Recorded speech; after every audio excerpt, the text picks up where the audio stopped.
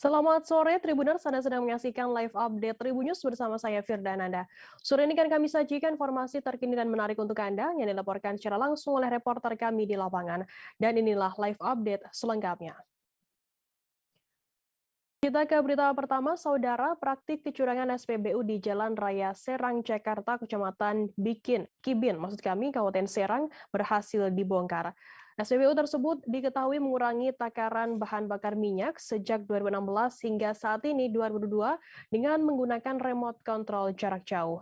Polda Banten menetapkan dua orang tersangka diantaranya yakni BP 68 tahun yang merupakan manajer SPBU dan FT 61 tahun sebagai pemilik SPBU.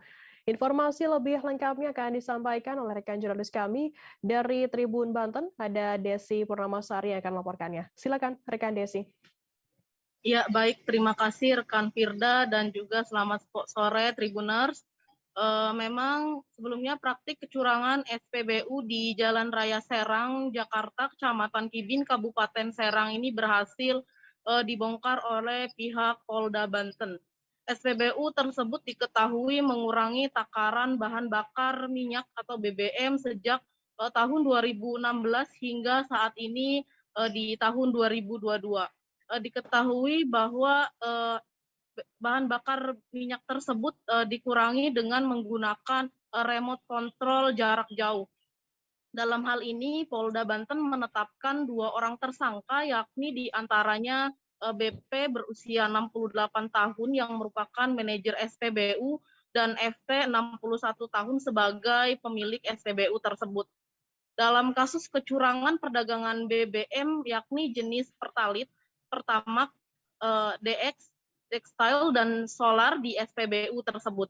Dalam hal ini, Kasubit Indak Diskrimsus Polda Banten, Kompol Condro Sasongko mengatakan bahwa kasus kecurangan perdagangan SPBU tersebut memang berawal dari adanya keluhan masyarakat yang menduga ada beberapa titik SPBU di sekitar Jalan Serang, Jakarta tersebut melakukan main curang. Kemudian pihak dari Polda Banten melakukan penyelidikan mendalam terkait adanya keluhan dari masyarakat tersebut. Dan terungkap modus operandi penyalahgunaan penjualan BBM dengan menggunakan remote control jarak jauh.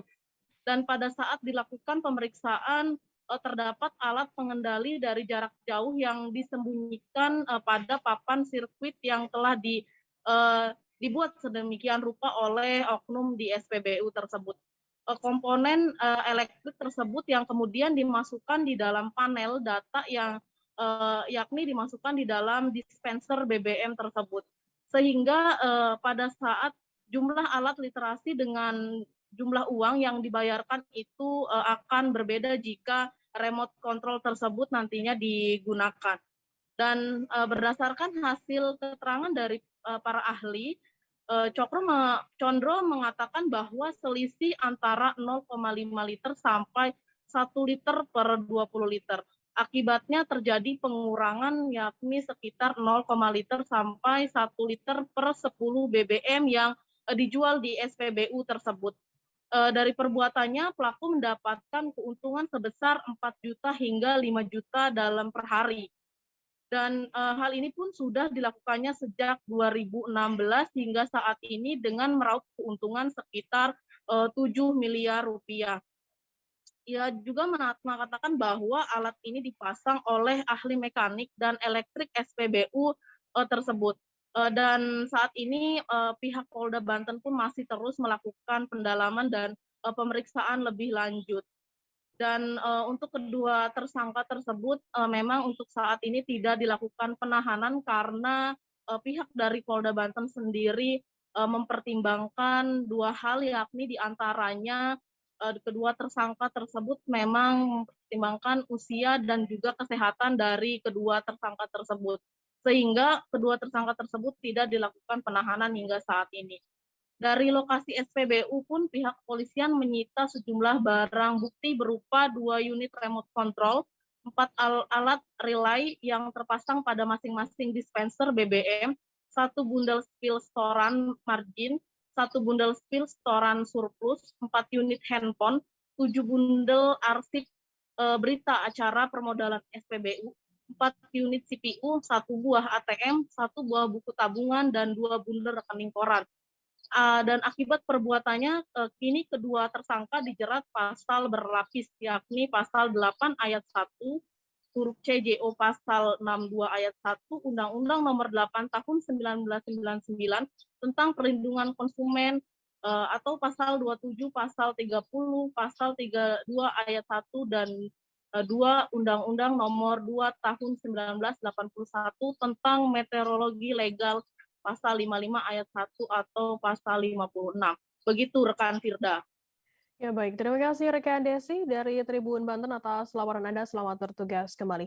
Kita beralih ke informasi lainnya, Saudara. Presiden Joko Widodo kembali mengunjungi kawasan Ibu Kota Negara Nusantara di Kecamatan Sepaku, Kabupaten Penajam Pasir Utara. Dalam kunjungan tersebut, orang nomor satu di Indonesia ini selain melihat perkembangan pembangunan infrastruktur di IKN, ia juga melakukan pemantauan terhadap persemaian bibit pohon di Kelurahan Mentawir. Ia menyebut bibit pohon yang disemai di persemaian Mentawir ada sebanyak 15 juta bibit pohon. Informasi lebih lengkapnya akan disampaikan oleh rekan jurnalis kami dari Tribun Kaltim, ada Nita Rahayu yang akan melaporkannya. Silakan rekan Nita. Baik, terima kasih rekan Firda di studio. Dapat kami laporkan bahwa pada Rabu 22 Juni 2022 kemarin, Presiden Joko Widodo kembali mengunjungi Ibu Kota Negara di Kecamatan Sepaku, Kabupaten Penajam Pasar Utara. Dalam kunjungannya tersebut, orang nomor satu di Indonesia itu selain melihat perkembangan pembangunan infrastruktur di Ibu Kota Negara, ia juga melakukan pemantauan terhadap persemaian bibit pohon di Kelurahan Mentawir. Diketahui bahwa bibit pohon yang disemai di persemaian Mentawir tersebut ada sebanyak 15 juta bibit pohon. Presiden Joko Widodo mengatakan bahwa bibit tersebut akan ditanam di seluruh wilayah Ibu Kota Negara, mulai dari wilayah inti hingga wilayah pusat pemerintahan atau KIPP. Nantinya distribusi bibit pohon itu akan dilakukan di lahan seluas 22 hektar dan akan dimulai penanamannya pada 2 bulan yang akan datang. Kemudian pohon-pohon itu terdiri dari berbagai jenis, mulai dari kayu meranti, kayu putih, serta kayu kapur dan jenis pohon lainnya. Kemudian disinggung mengenai pertimbangannya memilih pohon tersebut, dikatakan Presiden Joko Widodo bahwa jenis kayu yang dipilihnya itu merupakan jenis kayu yang masa tanamnya cukup lama dan juga merupakan kayu endemik khas Kalimantan. Demikian yang dapat kami laporkan rekan Firda di studio. Ya baik, terima kasih rekan Nita dari Tribun Kaltim atas laporan Anda. Selamat bertugas kembali. Kita beralih ke Pekanbaru, Saudara. Pejabat Wali Kota Pekanbaru Muflihun bersama unsur Forkopimda melakukan ziarah ke Kompleks Pemakaman Marhum Bukit pada Rabu 22 Juni. Makam ini berada di Kompleks Masjid Raya Pekanbaru Sinapelan, Kota Pekanbaru. Ziarah tersebut menjadi satu rangkaian peringatan Hari Jadi Pekanbaru yang jatuh pada Kamis 23 Juni hari ini. Informasi lebih lengkapnya akan disampaikan oleh rekan jurnalis kami dari Tribun Pekanbaru, ada Fernando Sikumbang yang akan melaporkannya. Silakan rekan Fernando. Oke, terima kasih Firda. Selamat sore Tribuners, saya Fernando Sikumbang melaporkan langsung di Kota Pekanbaru, Tribuners. Dan pada hari ini merupakan hari ulang tahun dari Pekanbaru, Tribuners, yang ke-238, Tribuners. Dan satu hari sebelum hari ini, Tribuners, PJ Wali Kota Pekanbaru bersama jajaran unsur Forkopimda dan juga jajaran kepala organisasi perangkat daerah di Kota Pekanbaru melakukan ziarah ke makam dari pendiri Pekanbaru, Tribuners. Dan makam tersebut berada di dalam areal komplek Masjid Raya Pekanbaru Senaplan yang ada di kawasan Kecamatan Senaplan, Kota Pekanbaru, Tribuners. Dan kawasan tersebut memang kawasan yang cukup bersejarah bagi perkembangan Kota Pekanbaru, Tribuners, karena memang kawasan Senaplan merupakan titik awal dari perkembangan Kota Pekanbaru. Seperti diketahui, Tribuners, bahwa awal mula Pekanbaru sendiri berawal dari Senaplan karena memang kawasan tersebut merupakan kawasan yang awalnya berdiri hingga bisa berkembang seperti menjadi kota metropolitan seperti saat ini, Tribuners. Dan kemarin pada ziarah kemarin PJ Wali Kota Pekanbaru Tribunas melakukan tabur bunga di makam pendiri Pekanbaru Tribunas, yaitu Sultan kelima dari Kerajaan Siak, yaitu Sultan Muhammad Ali Abdul Jalil Muazzam Shah, yang merupakan Sultan kelima dari Kerajaan Siak Tribunas, dan beliau merupakan satu sosok yang sangat disegani dan sangat termasyhur Tribunas, karena memang namanya cukup harum dan merupakan satu dari pendiri Pekanbaru Tribunas. Dan di komplek pemakaman tersebut juga menjadi tempat bersemayam dari ayah dari Sultan Muhammad Ali Abdul Jalil Muazzam Shah, yaitu marhum Bukit Tribunus, atau merupakan Sultan keempat ya, dengan nama lengkap Sultan Abdul Jalil Alamuddin Shah Tribunus, yang merupakan Sultan keempat dari Kerajaan Siak Tribunus. Dan memang di komplek tersebut Tribunus, PJ Wali Kota Pekanbaru bersama jajaran dan juga unsur Forkopimda pada kemarin melakukan ziarah, melakukan tabur bunga, dan juga mendoakan para pendiri Pekanbaru Tribunas agar tenang di sisi Allah Subhanahu wa Ta'ala Tribunas. Dan juga Tribunas, ziarah tersebut merupakan satu dari rangkaian kegiatan HUT Pekanbaru Tribunas yang jatuh pada tanggal 23 Juni 2022 ini Tribunas.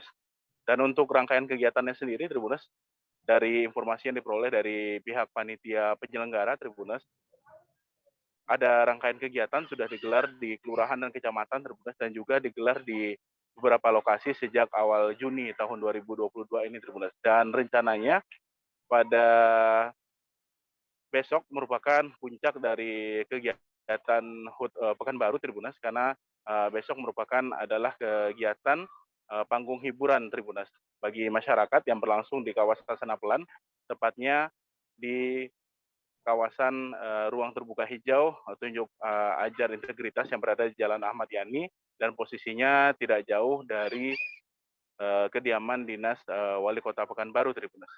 Dan pada hari ini sendiri Tribunas, yang merupakan hari HUT Pekanbaru Tribunas yang ke-238, tadi rangkaian kegiatan sejak pagi sudah digelar Tribunas, tepatnya di komplek perkantoran pemerintah Kota Pekanbaru di Tenen Raya. Sudah berlangsung tadi upacara Tribunas yang dipimpin langsung oleh PJ Wali Kota Pekanbaru Muflihun Tribunas, dan juga tadi sempat ada atraksi dari para praja IPDN Tribunas, yang merupakan praja IPDN yang berada di Baso Provinsi Sumatera Barat Tribunas. Dan pada setelah itu kegiatan upacara, ada juga kegiatan sidang rapat paripurna istimewa Tribunas yang berlangsung di DPRD Kota Pekanbaru Tribunas. Kemudian pada sore ini Tribunas, saya sendiri saat ini berada di lokasi kirap, dan rencananya bakal berlangsung kirap yang digelar oleh tim drum band dari para praja IPDN yang berkampus di Baso Provinsi Sumatera Barat Tribunas. Jadi mereka bakal menampilkan nantinya atraksi dan juga aksi musiknya Tribunas, nantinya di kawasan di Gajah Mada, Jalan Gajah Mada, Kota Pekanbaru Tribunas. Dan PJ Wali Kota Pekanbaru Tribunas pada momen hari ulang tahun Pekanbaru yang ke-238 ini Tribunas menyampaikan harapannya mengajak masyarakat untuk bersinergi dalam upaya menuntaskan satu persatu permasalahan yang ada di Kota Pekanbaru, baik permasalahan sampah, permasalahan banjir, dan juga perbaikan infrastruktur yang ada di Kota Pekanbaru Tribunas. Dan juga ia mengajak masyarakat untuk bersinergi dalam upaya bangkit dari pandemi COVID-19 dengan melakukan program-program untuk pemulihan ekonomi pasca pandemi COVID-19. Sekian Firda, laporan dari Kota Pekanbaru. Baik, terima kasih rekan Fernando dari Tribun Pekanbaru atas laporannya. Selamat bertugas kembali. Dan Tribuners, akan kami tampilkan wawancara dari PJ Wali Kota Pekanbaru Muflihun. Berikut liputannya untuk Anda. Jadi sore ini ada rangkaian ya, kayak kita bersebelah Kota Pekanbaru 238. Seperti kita dengar tadi senarai disampaikan oleh panitia ya, tanggal 3 Juli marhum Pekan ya, meresmikan ya, hari jadi Kota Pekanbaru.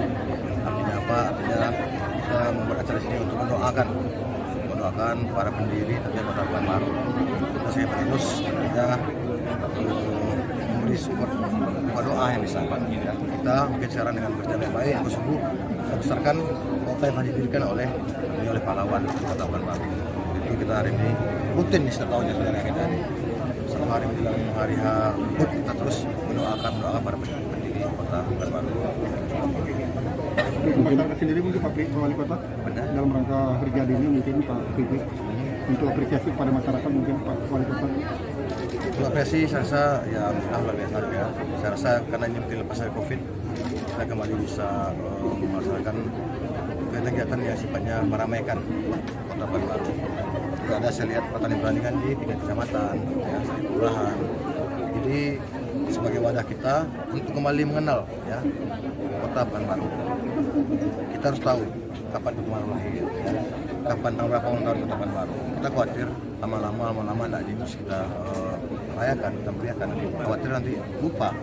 Makanya nggak tahu lagi tanggal Kota Pekanbaru. Berapa hari jadi Kota Pekanbaru. Jadi ini terus ke depan semoga bisa lebih semarak lah. Komisi Pemilihan Umum atau KPU mengundang sejumlah partai politik pada Rabu 22 Juni. Langkah ini sebagai bentuk persiapan menjelang pemilu 2024 nanti. Ketua KPU Indramayu Ahmad Tony Fatoni mengatakan ada sebanyak 18 parpol yang datang dalam sosialisasi kali ini. Ahmad Fatoni menyampaikan dalam sosialisasi itu ada beberapa poin khusus yang krusial dan mesti disampaikan kepada para parpol. Informasi lebih lengkapnya akan disampaikan oleh rekan jurnalis kami dari Tribun Cirebon, ada Handika Rahman yang akan melaporkannya. Silakan rekan Handika. Baik, terima kasih rekan Firda dan selamat sore Tribuners. Dapat kami informasikan ya, Komisi Pemilihan Umum atau KPU Kabupaten Indramayu mengundang sejumlah partai politik pada Rabu 22 Juni 2022. Langkah ini sebagai bentuk persiapan menjelang pemilu pada 2024 nanti. Menurut Ketua KPU Kabupaten Indramayu, Ahmad Tony Fatoni mengatakan ada sebanyak 18 parpol yang datang dalam sosialisasi tersebut. Sosialisasi ini merupakan sosialisasi perdana terkait PKPU nomor 3 tahun 2022 soal program tahapan dan jadwal untuk pemilu 2024 yang akan digelar secara serentak nanti. Dalam sosialisasi ini tentunya ada beberapa poin khusus ya yang mesti disampaikan kepada para parpol oleh KPU Indramayu. Mulai dari persiapan pendaftaran yang akan dilaksanakan mulai 29 Juli 2022, pembentukan LO, hingga pemahaman soal tahapan dan jadwal pemilu 2022. Dalam regulasi PKPU nomor 3 tahun 2022 sendiri, menurut Ahmad Tony Fatoni memiliki beberapa perbedaan ya dibanding dengan regulasi pada pemilu tahun 2019 lalu.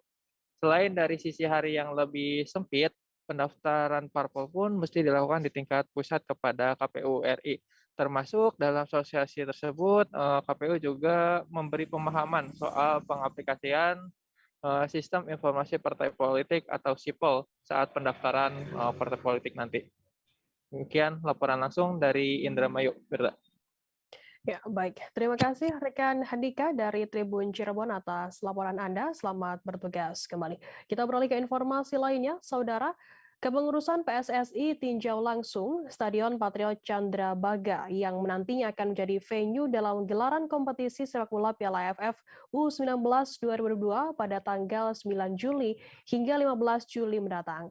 Tinjauan ini bertujuan untuk melihat secara detail bentuk fisik kesiapan fasilitas venue, bagian bangku penonton untuk menyambut gelaran kompetisi yang rencananya akan diagendakan pada dua kota yakni Jakarta dan juga Bekasi. Informasi lebih lengkapnya akan disampaikan oleh rekan jurnalis kami dari wartakotalive.com, ada Randy Rutama yang akan melaporkannya. Silakan rekan Randy. Ya, terima kasih rekan Firda. Gelaran AFF U19 akan diselenggarakan pada sekira tanggal 2 Juli hingga 15 Juli, yang dimana nantinya gelaran kompetisi sepak bola tersebut akan diselenggarakan di dua kota, yakni di Kota Madia atau Stadion Gelora Bung Karno, dan satu lagi di Stadion Patriot Candrabaga yang bertempat di Kota Bekasi. Ya, di mana pada hari Selasa, tepat hari Rabu tanggal 22 Juni 2022, Budiman A. Dalimunte selaku Ketua Pemberdayaan Supporter PSSI telah mensurvei terkait seat atau bangku di Stadion Patriot Candrabaga Kota Bekasi. Hal ini bertujuan untuk memantau terkait fasilitas fasilitas yang disediakan dari stadion tersebut untuk gelaran kompetisi yang akan diselenggarakan pada tanggal 2 Juli nanti. Ya. Menurut Budiman Adalimunte, nantinya di Stadion Patriot Candrabaga Kota Bekasi ini akan berlangsung total 5 pertandingan, yakni terkhusus untuk tim tuan rumah, yakni Timnas Indonesia U19. Yang dimana nantinya Timnas Indonesia yang pertama tepat tanggal 2 Juli akan berlangsung melawan Timnas Vietnam, dan dilanjutnya selang 2 hari kemudian akan berlangsung melawan Timnas dari Brunei Darussalam, dan selanjutnya 2 hari kemudian akan dilanjutkan dengan pertandingan Timnas Indonesia melawan Thailand, dan selanjutnya melawan Filipina, dan terakhir Myanmar. Nah, terkait survei dari pihak PSSI untuk melihat fasilitas atau kesiapan Stadion Patriot Candrabaga Kota Bekasi ini akan terus berlangsung. Nantinya tepat tanggal 26 Juni 2022 atau hari Minggu, Timnas Indonesia akan mencoba berlatih atau menjadikan Stadion Patriot Candrabaga ini sebagai training center atau TC untuk sementara jelang pertandingan AFF 19 nanti. Tepat tanggal 28 Juni nantinya dilanjut pihak dari jajaran AFF dan juga pihak PSSI akan kembali survei ke lokasi terkait kesiapan finalisasi jelang nantinya 2 Juli untuk memulai diselenggarakannya kompetisi sepak bola Piala AFF U19 2022. Baik, mungkin itu saja rekan Firda yang bisa saya sampaikan. Ya, baik. Terima kasih rekan Randy dari wartakotalive.com atas laporan Anda. Selamat bertugas kembali. Tribuners, akan kami tampilkan wawancara dari Budiman A. Dalimunte, Ketua Pemberdayaan Supporter PSSI. Berikut liputannya untuk Anda. Kita mau lihat komposisi ininya ya, seatnya. Biasanya kan yang kita lihat kalau Persija main kuning, hijau, biru gitu kan. Nah, ini masih sama ya sama Pak Endang, dan ini nggak dicat ulang kan itu kursinya, jadi masih sama. Jadi alhamdulillah ini akan memudahkan, misalnya utara ada 2 warna. Jadi pintunya juga di atas gate berapa, misalnya 5 dan 7, terus di bawahnya apa, supaya selaras, mudah-mudahan nanti membantu supporter untuk dibikin mapnya supaya gampang duduknya. Misalnya dia itu di kuning, ternyata duduk di hijau, yang lain kan bisa lihat, oh bapak di hijau bukan di kuning kan gitu. Di hampir di semua tribun ya, sektor ya, utara, timur ada 4 warna, warnanya beda semua. Kemudian selatan, utara juga begitu, ada hijau, kuning. Di barat ya jelas ya, di kanan tadi itu kalau nggak salah kuning ya, sebelah sana, sebelah sininya warna hijau ya kan.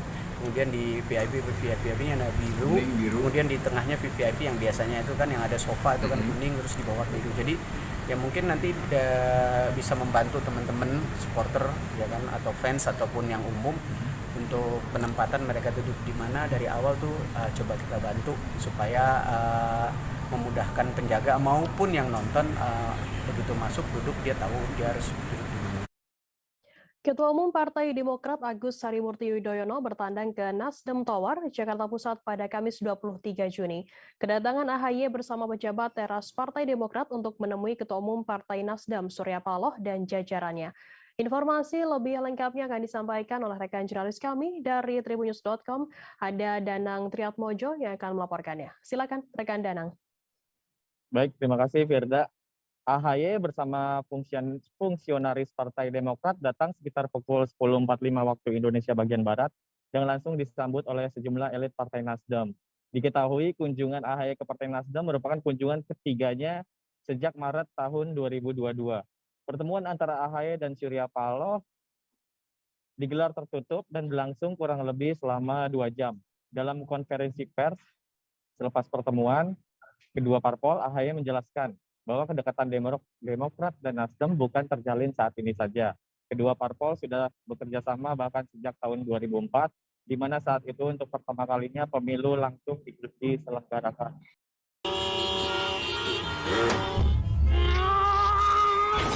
Nyetir sendiri, kesel!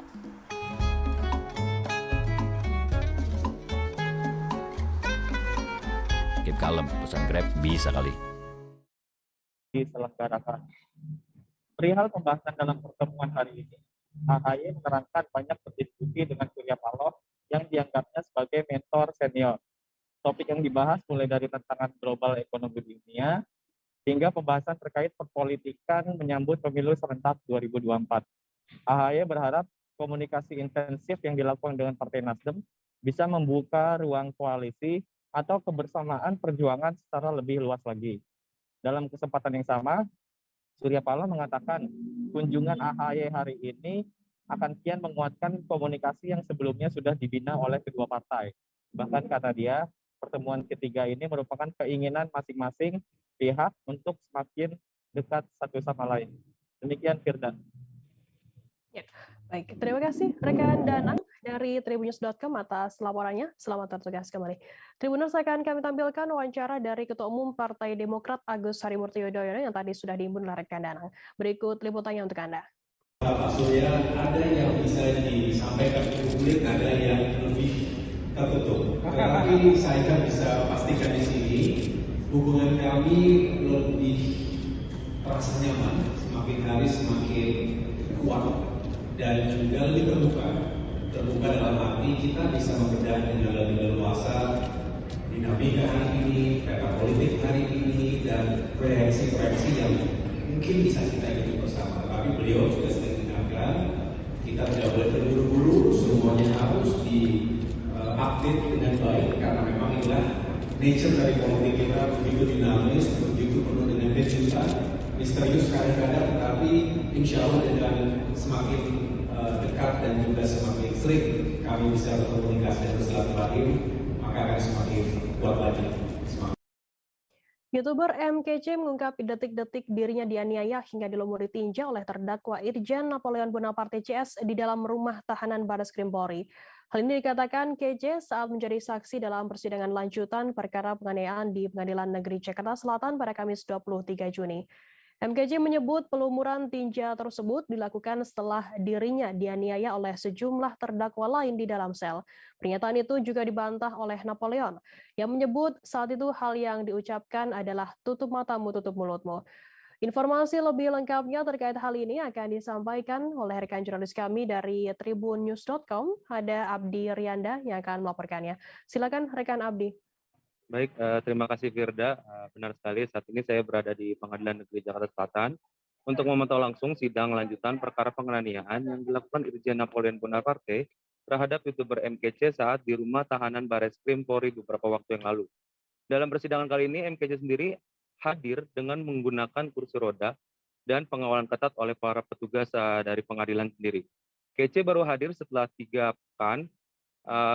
Usai waktu itu dia mengeluhkan gula darahnya naik hingga majelis hakim menghentikan persidangan pada hari Kamis tanggal 19 Mei 2022 lalu. Dalam persidangan ini Kece mengungkapkan detik-detik dirinya dianiaya oleh sejumlah terdakwa lain selain Napoleon hingga dilumuri kotoran di sekitar mulut dan wajah. Kece juga mengaku mendengar suara Napoleon yang meminta dirinya untuk menutup mata dan membuka mulut saat akan dilumuri oleh kotoran. Namun pernyataan itu dibantah keras oleh Napoleon. Dia membantah jika memasukkan kotoran ke dalam mulut Kece saat itu. Dia hanya melumuri ke wajahnya Muhammad Kece ini sendiri. Untuk informasi, Jaksa Penuntut Umum mendakwa Irjen Napoleon Bonaparte secara bersama-sama dengan 4 terdakwa lainnya melakukan tindak pidana penganiayaan terhadap MKC yang juga merupakan tersangka penistaan agama di dalam rutan Barreskrim Polri. Dalam surat dakwaan disebutkan Napoleon bersama-sama melakukan penganiayaan berupa melumuri wajah Muhammad Kece dengan kotoran manusia serta pemukulan yang mengakibatkan luka-luka. Penganiayaan tersebut itu terjadi pada hari Kamis tanggal 26 Agustus tahun 2021 lalu. Atas tindakan penganiayaan itu, jaksa menjerat Napoleon dan terdakwa lainnya dengan pasal 170 ayat 2 ke 1 KUHP atau pasal 170 ayat 1, pasal 351 ayat 1, jungto pasal 55 ayat 1 KUHP dengan subsidiar pasal 351 ayat 1 KUHP. Demikian Firda, dikembalikan ke studio. Baik, terima kasih rekan Abdi dari tribunnews.com atas laporan Anda. Selamat bertugas kembali. Dan Tribuners akan kami tampilkan keterangan dari terdakwa kasus penganiayaan terhadap MKC Irjen Napoleon Bonaparte. Berikut liputannya untuk Anda. Keterangan saksi KC yang berbeda dengan fakta bisa diyakini faktor sudah lama lupa dan dia tidak pegang berita acara kesaksian dia sendiri pada waktu pemeriksaan. Kita terima kasih kepada sistem majelis hakim jaksa yang sudah mendudukkan persoalan ini sebagaimana proper. Lanjut. Pertanyaan yang lain? Terkait CCTV tadi yang itu sebenarnya apakah terhubung atau dengan kejadian sebelumnya? Berbeda, karena harinya sudah berbeda. Itu karena kembali sore itu dia melakukan satu hal yang tidak kami duga, yaitu menyatakan dirinya seorang ateis. Jadi waktu itu MKC bilang ateis dan Bapak? Ya, saya tanya mau kemana sih? Mau diperiksa penyidik. Hati-hati, kamu kan agamanya KTP Islam, tapi aslinya sudah Nasrani. Nanti itu akan menyebutkan kamu dalam sudah identitas. Bos Pestor, Putra Siregar, dan artis Rico Valentino telah menjalani sidang perdana kasus penganiayaan. Persidangan digelar di Pengadilan Negeri Jakarta Selatan pada Kamis 23 Juni siang hari ini. Oleh Jaksa Penuntut Umum, Putra Siregar dan Rico Valentino didakwa melakukan penganiayaan terhadap pria bernama Nur Alamsyah. Putra Siregar dan Rico didakwa dengan pasal 170 ayat 1 KUHP, Jangto pasal 351 ayat 1, Jangto pasal 55 ayat 1 ke 1 KUHP. Informasi lebih lengkapnya akan disampaikan oleh rekan jurnalis kami dari Tribun Jakarta, ada Anas Furqan Hakim yang akan melaporkannya. Silakan rekan Anas. Ya, selamat sore Firda dan Tribuners. Bisa saya sampaikan bahwa Pengadilan Negeri Jakarta Selatan siang tadi menggelar sidang perkara penganiayaan dengan terdakwa Bos Pestor, yakni Putra Siregar dan rekannya yang merupakan artis, yaitu Rico Valentino. Sidang yang sedianya dijadwalkan pukul 9 pagi itu molor selama beberapa jam hingga dimulai sekitar pukul 13 lewat 40 menit.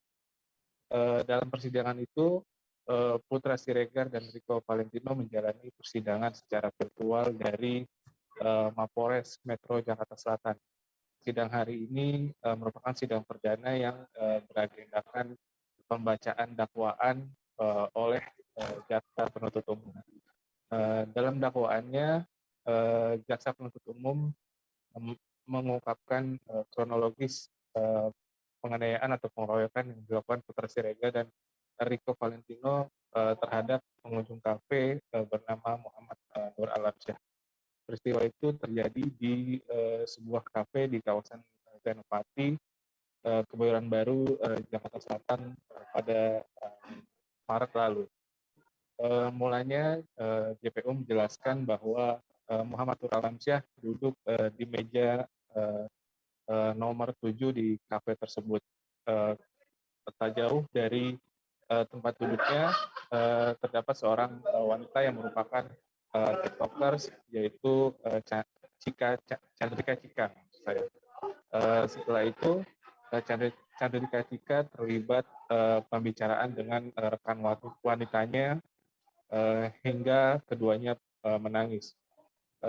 Melihat hal itu, kemudian Rico Valentino menghampiri Cika dan menarik tangan dari Chandrika Cika.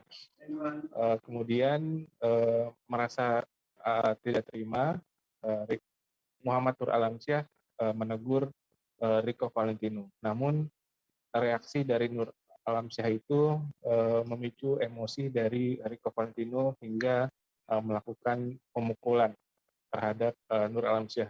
Tak lama kemudian Putra Siregar juga ikut melakukan pemukulan terhadap Nur Alamsyah hingga keduanya didakwa dengan pasal 170 atau penganiayaan secara bersama-sama atau pengeroyokan.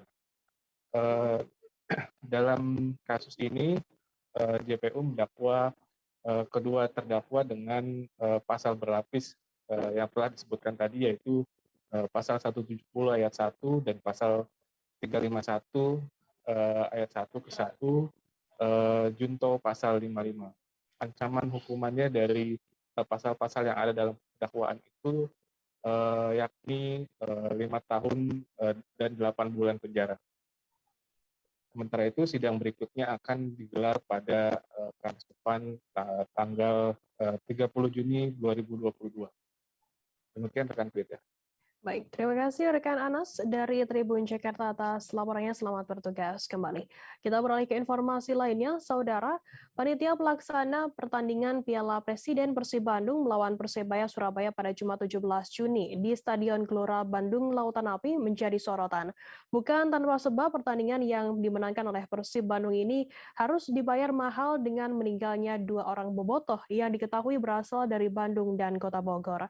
Komisi Disiplin PSSI pun bahkan telah menerjunkan tim investigasi untuk menguak penyebab pasti meninggalnya 2 orang bobotoh tersebut. Informasi lebih lengkapnya akan disampaikan oleh rekan jurnalis kami dari Tribun Bogor, ada Rahmat Hidayat yang akan melaporkannya. Silakan rekan Rahmat. Ya baik, Firda dan rekan-rekan Tribuners lainnya dapat kami jelaskan. Pada hari kemarin atau hari Rabu tanggal 22 Juni 2022 sekitar pukul 17.00 waktu Indonesia bagian Barat, PT Persib Bandung Bermartabat atau PT PBB akhirnya datang berkunjung untuk melakukan takziah ke rumah almarhum Sopyana Yusuf, salah satu bobotoh yang meninggal pada saat lanjutan Piala Presiden 2022 yang mempertemukan Persib Bandung melawan Persebaya Surabaya di Stadion Gelora Bandung Lautan Api pada hari Jumat lalu. Dalam kunjungannya ini, PT PBB langsung diwakili oleh Komisaris PT PBB yakni Umuh Mutar.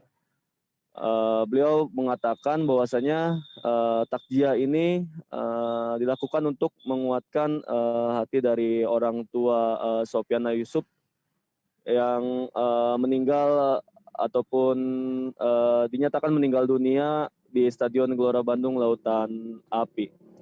Kemudian dalam kunjungannya pada sore hari itu, Umuh pun menjawab beberapa pertanyaan dari kawan-kawan media yang kebetulan pada saat itu melakukan peliputan di rumah duka di wilayah Kelurahan Ciparigi, Kecamatan Bogor Utara, Kota Bogor. Nah, dalam sesi pertanyaan ataupun sesi tanya jawab bersama rekan-rekan media, Umuh membeberkan bahwasannya saat ini akan menerima sanksi apapun yang diberikan oleh Komisi Disiplin PSSI yang saat ini kebetulan sedang melakukan investigasi untuk menguak penyebab pasti kronologis meninggalnya 2 orang bobotoh ini. Nah, perlu diketahui oleh rekan-rekan Tribuners lainnya, bahwasanya pasca kejadian yang menimpa 2 orang bobotoh ini, Direktur PT Liga Indonesia Baru pun langsung mengunjungi kediaman almarhum Sopyana Yusuf di Bogor Utara beberapa hari yang lalu. Dalam kunjungannya tersebut, PT LIB membeberkan akan melakukan investigasi terkait penyebab pasti meninggalnya 2 orang bobotoh ini. Nah, kemudian Umuh pun memberi tanggapannya seperti itu.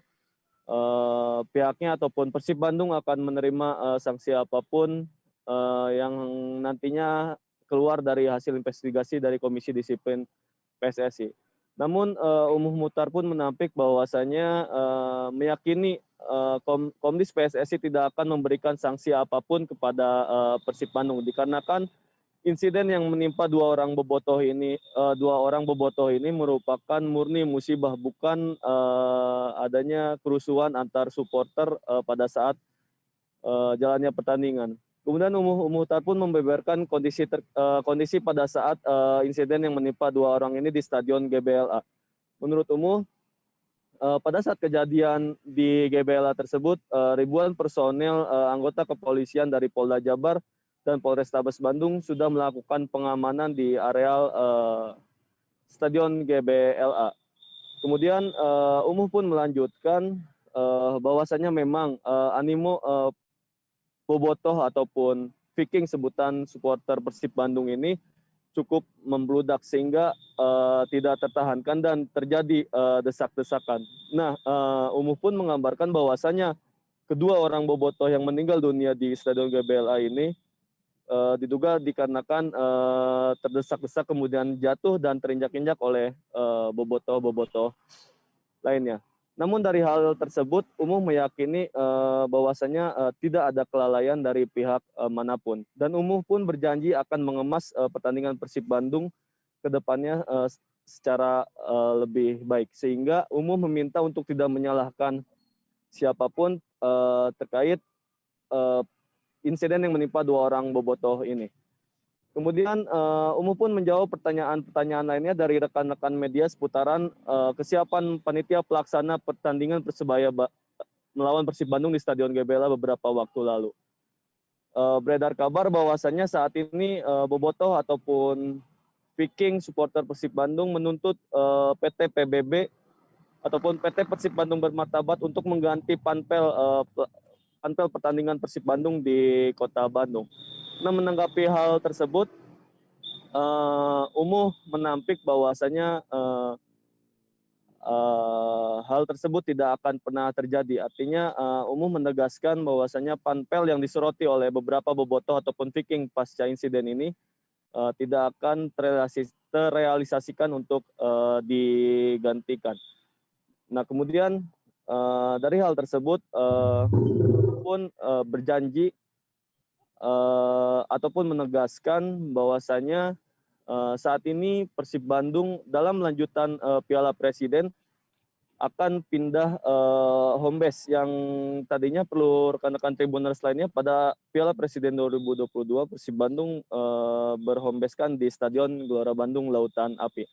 Nah, untuk kedepannya untuk mengantisipasi hal yang serupa, bahwasanya Persib Bandung sudah melakukan antisipasi setelah insiden pertandingan Persib Bandung melawan Persebaya di Stadion GBLA. Dengan lanjutan pertandingan Piala Presiden yang dipindahkan ke Stadion Sijalak Harupat Soreang Bandung, dan kemudian pada saat pertandingan kemarin pun Persib Bandung tidak mengizinkan penonton untuk datang. Namun kedepannya Umuh mengimbau jikalau sudah diperbolehkan untuk para bobotoh atau Viking menyaksikan laga Persib Bandung secara langsung, mengimbau untuk yang tidak mempunyai tiket diharapkan tertib, dan nantinya panitia pelaksana akan menyiapkan layar di stadion ketika Persib Bandung melakoni laga lanjutan Piala Presiden yang kebetulan Persib Bandung lolos ke tahap babak berikutnya di Piala Presiden. Kemudian dari pasca insiden ini nasib Persib Bandung yang direncanakan memang berhombeskan di Stadion GBLA pun sedikit terancam. Namun Umuh tidak menampik hal apapun terkait hal ini. Bahkan Umuh secara jelas mengatakan alangkah baiknya Persib Bandung berhombeskan di Stadion Sijalak Harupat, dikarenakan Stadion GBLA ataupun Gelora Bandung Lautan Api kondisinya saat ini bisa dikatakan tidak layak dan banyak keretakan-keretakan. Nah, sambil menunggu pihak membetulkan GBLA, Persib Bandung siap untuk berhombeskan dalam lanjutan Liga 1 2022 di Sijalak Harupat Soreang Kabupaten Bandung. Begitu Firda dan rekan-rekan Tribuners lainnya laporan dari kami. Baik, terima kasih rekan Rahmat Hidayat dari Tribun Bogor atas laporan Anda. Selamat bertugas kembali. Kita beralih ke informasi lainnya. Saudara, perairan Asahan memang kerap dijadikan sebagai jalur keluar masuknya barang ilegal asal luar negeri. Hal itu dikarenakan perairan Asahan merupakan pintu terluar Indonesia yang langsung berbatasan dengan Malaysia. Seperti pada Selasa 21 Juni, Pangkalan TNI Angkatan Laut Tanjung Balai Asahan berhasil mengagalkan peredaran narkotika di perairan Asahan dengan barang bukti sabu 29 kg dan 60.000 butir pil ekstasi. Informasi lebih lengkapnya akan disampaikan oleh rekan jurnalis kami dari Tribun Medan. Ada Alif yang akan melaporkannya. Silakan rekan Alif. Ya, terima kasih rekan Firda.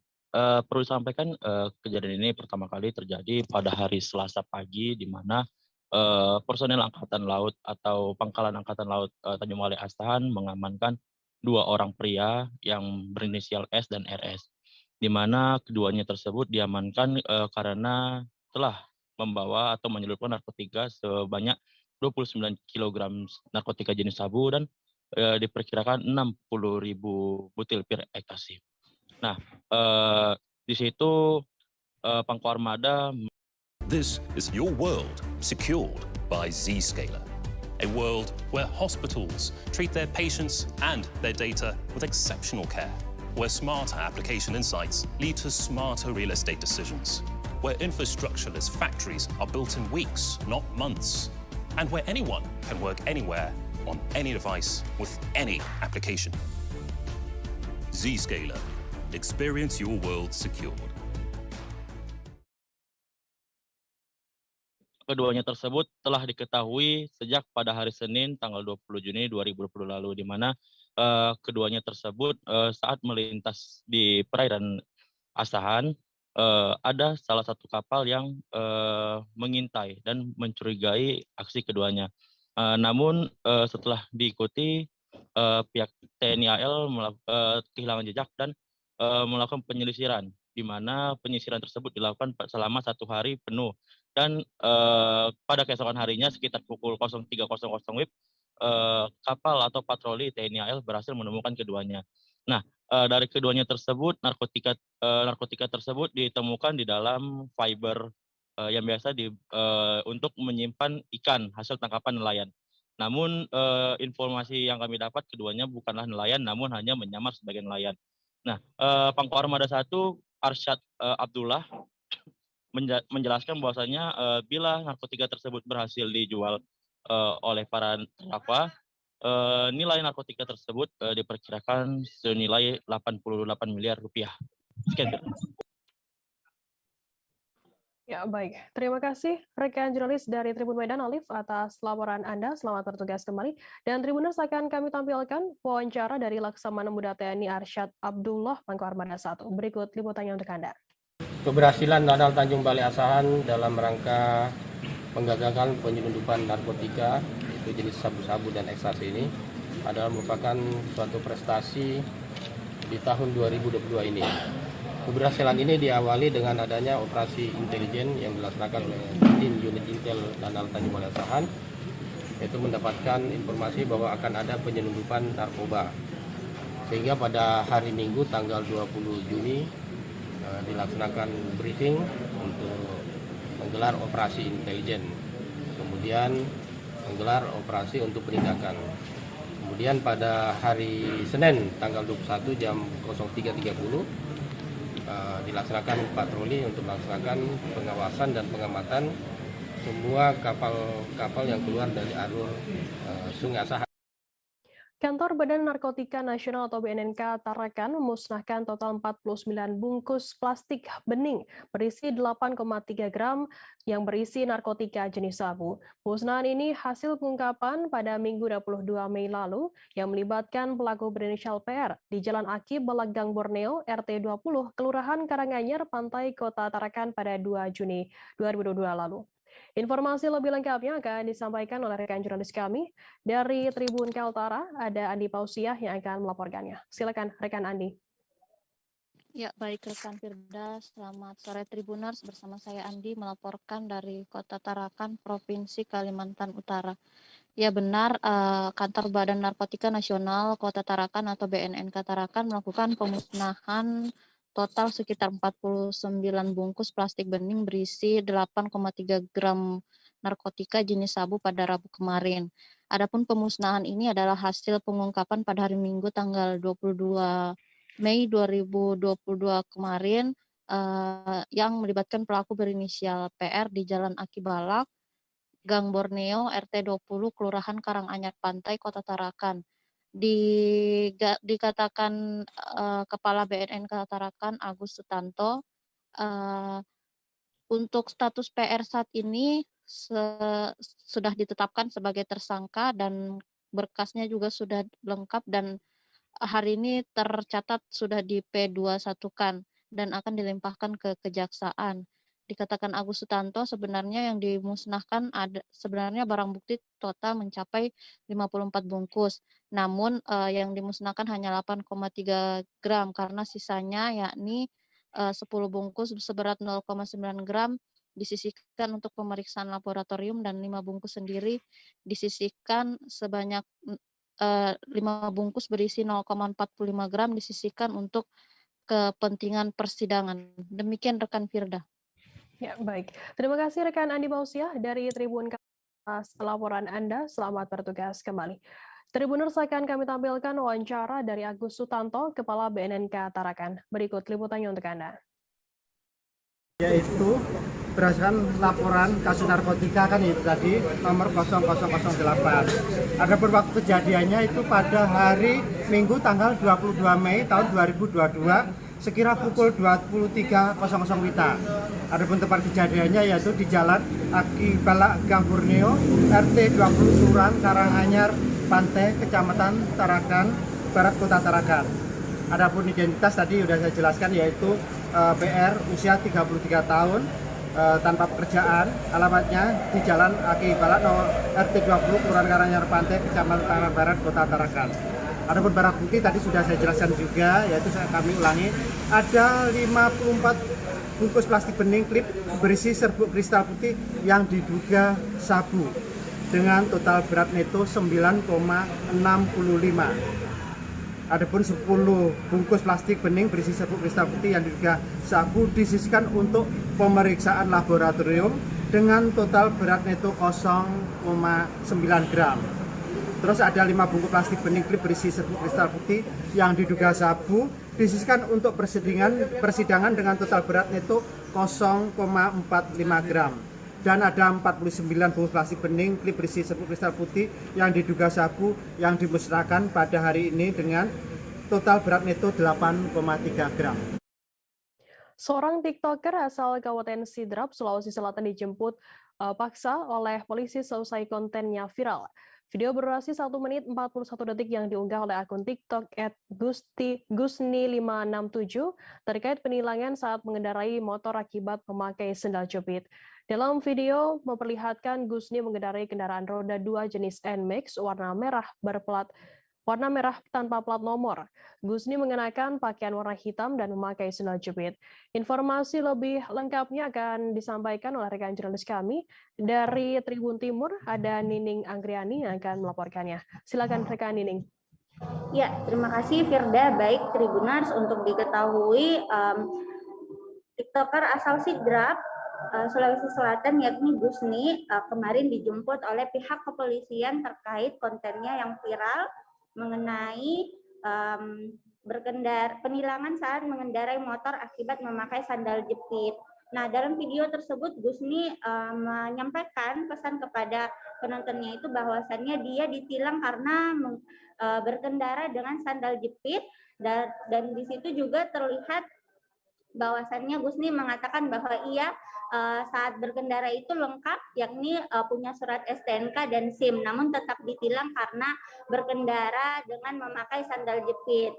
Nah, dari sini Kasat Lantas Polres Sidrap menyikapi hal itu, kemudian mereka memerintahkan, kemudian AKP Mahrus Ibrahim memerintahkan anggotanya untuk menjemput Gusni.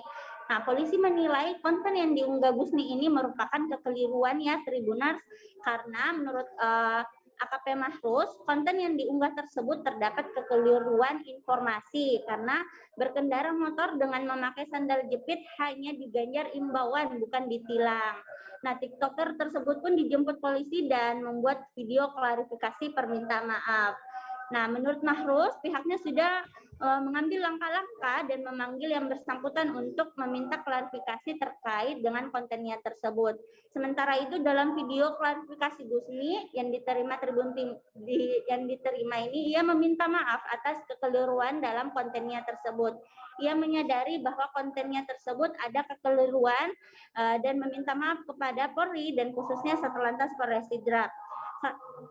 Kemudian Kasat Lantas Polres Sidrap AKP Mahrus Ibrahim ini mengatakan dan menegaskan bahwa berkendara menggunakan sandal jepit itu bukan ditilang ya Tribuners, tapi akan diberikan imbauan kepada pengendara tersebut agar menggunakan sepatu demi kenyamanan saat berkendara dan untuk menghindari hal-hal yang tidak diinginkan saat berkendara. Seperti itu Firda.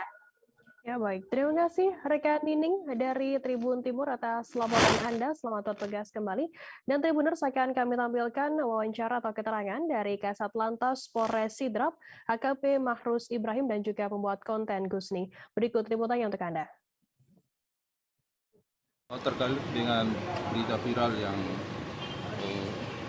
sempat disampaikan oleh seorang warga masyarakat Sidrap terkait dengan penindakan sendal jepit pengendara yang menggunakan sendal jepit.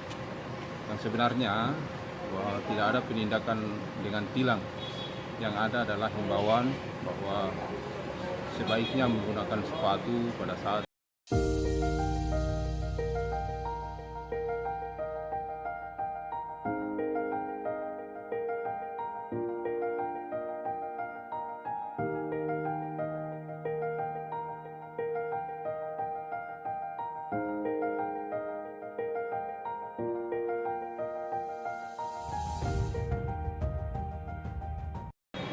berkendara. Untuk pribadinya sendiri aman dalam berkendara apabila terjadi insiden atau masalah. Tapi untuk saat ini dan belum ada ya ditindak sama lintas terkait dengan sandal jepit itu dan sampai saat ini tidak ada penindakan dengan tilang. Assalamualaikum warahmatullahi wabarakatuh. Selamat malam.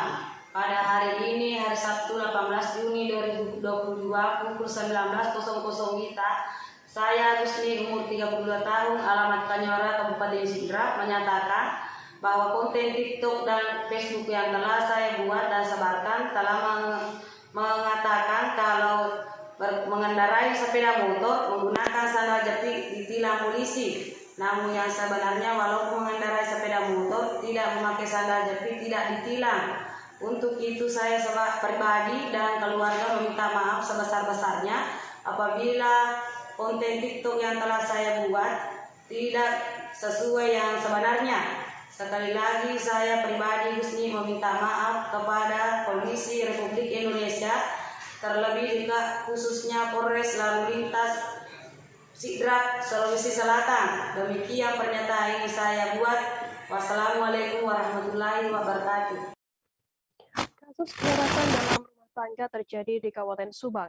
Seorang suami tega memukuli dan menusuk leher istrinya akibat kesal karena sang istri meminta cerai. Kasus KDRT yang dilakukan oleh pelaku D, 26 tahun, warga kampung Cibauk, Desa Bojongkeding, Kecamatan Tambak Dahan, Kabupaten Subang tersebut berawal dari sang istri atau korban berinisial W yang meminta cerai. Informasi lebih lengkapnya akan disampaikan oleh rekan jurnalis kami dari Tribun Jabar, ada Ahya Nurdin yang akan melaporkannya. Silakan rekan Ahya. Baik, terima kasih rekan Firda. Baik, pemirsa Tribuners, bisa saya laporkan langsung bahwa kasus kekerasan dalam rumah tangga tersebut terjadi diawali karena adanya perselingkuhan di dalam keluarga tersebut, baik pelaku D maupun sang korban sendiri. Sang korban sendiri berdasarkan keterangan pelaku, dia terlebih dahulu selingkuh, ketahuan selingkuh, kemudian beliau lari dari rumah atau pulang ke rumah orang tuanya. Namun seketika itu kurang lebih antara sekitar 1 sampai setengah bulan berikutnya sang korban atau istri dari pelaku ini datang ke rumahnya atau balik lagi ke rumahnya. Namun saat datang tersebut tiba-tiba sang istri meminta cerai kepada pelaku. Saat itu juga pelaku mengaku kesal sehingga pelaku akhirnya nekat berbuat atau melakukan tindak kekerasan kepada korban saat korban hendak pulang lagi setelah tidak ditanggapi permintaan cerainya oleh sang pelaku.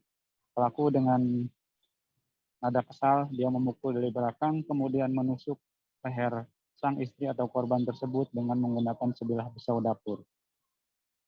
Kemudian setelah itu sang istri langsung dilarikan ke rumah sakit, namun karena pihak keluarga sang istri tidak menerima, akhirnya 2 hari kemudian pasca kejadian pihak keluarga langsung melaporkan sang pelaku ke Mapores Subang dan akhirnya dengan tindakan cepat pihak jajaran Satreskrim Polres Subang langsung mengamankan pelaku.